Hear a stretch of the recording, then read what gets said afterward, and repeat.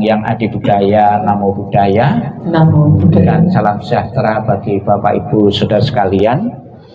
Pertama-tama saya mewakili tim doa dari Wihara Budayana Butat Gede mengucapkan ikut bela sungkawa atas meninggalnya Ibu almarhumah Ibu Indra Dewi.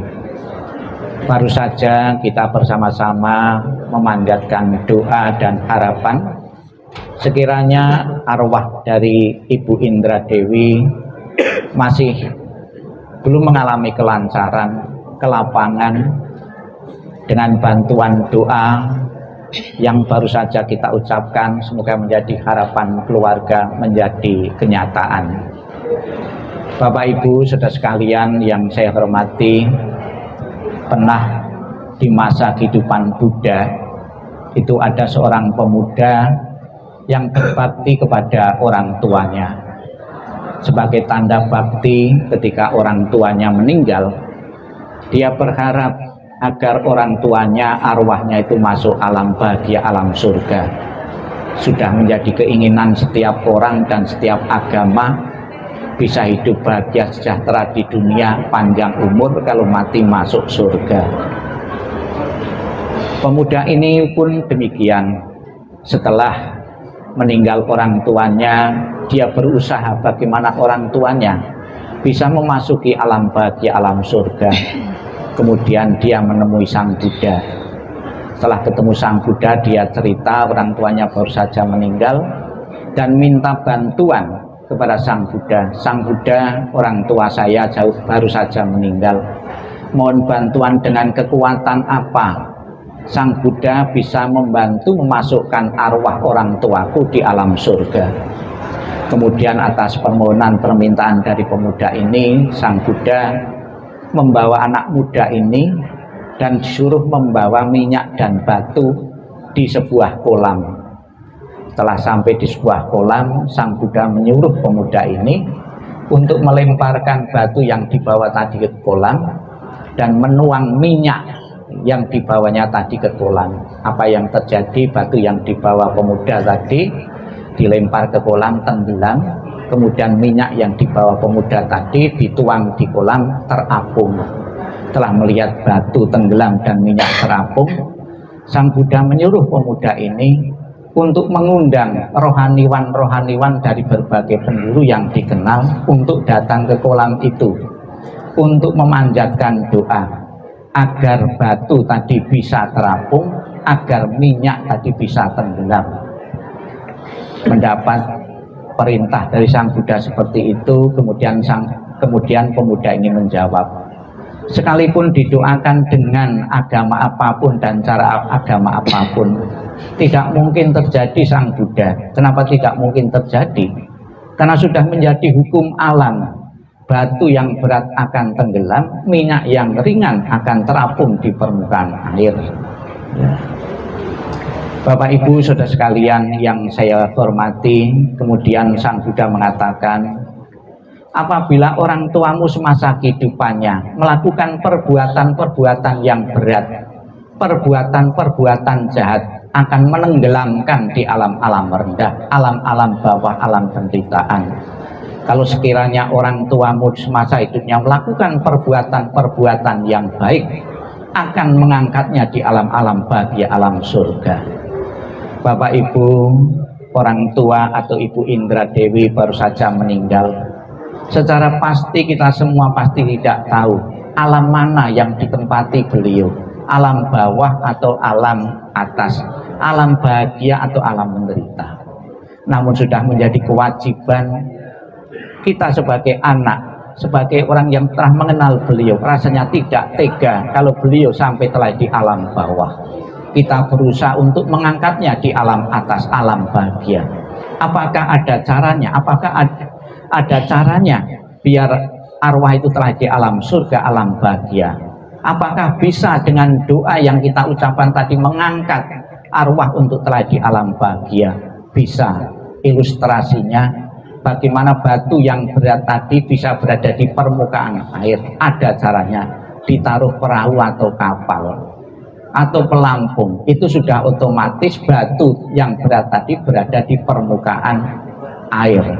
Demikian pula Bapak Ibu, doa-doa yang kita berikan dari kemarin sampai besok pun dalam rangka membuat kapal-kapal, perahu-perahu bagi orang tua kita yang telah tiada. Lebih-lebih kita dalam tradisi Mahayana kita mengenal Buddha Amitabha.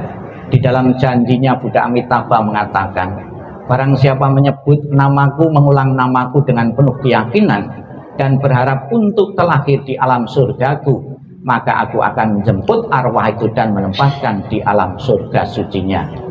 Semoga harapan keluarga dengan bantuan Buddha Amitabha, dengan kebajikan-kebajikan yang beliau perbuat, benar-benar mendorongnya telah di alam bahagia. Dan kita bersama-sama juga tadi secara tradisi di samping peti jenazah kita lihat ada rumah-rumahan secara tradisi. Rumah-rumahan ini sebagai doa dan harapan dari keluarga yang hidup kepada yang meninggal.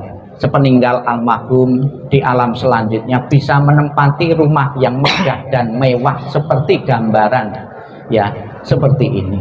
Tentunya apabila benar-benar mama setelah meninggal bisa menempati rumah megah dan mewah seperti ini, keluarga yang ditinggalkan tidak perlu khawatir lagi, malah justru bangga mempunyai orang tua yang mempunyai fasilitas kehidupan yang lengkap sekali. Di situ tidak mengkhawatirkan seandainya mamah pergi-pergi, sudah disiapkan pesawat, disiapkan mobil, biar mamah tidak kecapean di sana disiapkan pembantu, biar antara pembantu satu dengan yang lain tidak keliru dikasih nama-nama. Ya, nah, kita bisa lihat ya anehnya pakaiannya ala Cina tapi namanya itu ala Jawa. Ya, ada ya Yanto, Didit, ya pembantu-bantunya namanya Jawa tapi pakaiannya ala Cina. Begitu belas kasih ya itu tuannya kepada pembantu-pembantunya, dikasih pakaian juga ya, sekalipun namanya tetap sama, nama Jawa. Kemudian biar di alam sana pun ya mama tidak kekurangan uang, dikirimi uangan dan besok akan dibakar. Saya ingatkan jangan sekali-kali dibakari uang yang asli ya, itu jadi kasus hukum nanti ya. Uang-uangan boleh, berapa miliar boleh gitu, tapi uang yang asli tidak ya itu. Jadi gambaran secara tradisi itu yang hidup mengharapkan orang tua yang telah meninggal pun tidak mengalami kesulitan di alam sana, mempunyai fasilitas-fasilitas kehidupan. Itulah doa yang hidup kepada orang yang meninggal sebagai tanda baktinya. Kemudian juga rumah-rumah tadi ya yang dihormati tadi, warisan-warisan dari orang tua ya itu jangan jadi bahan rebutan antara anak-anak, hendaknya dihormati ya setelah meninggal orang tua. Penghormatan kepada warisan itu seperti apa? Dikembangkan lebih banyak lagi.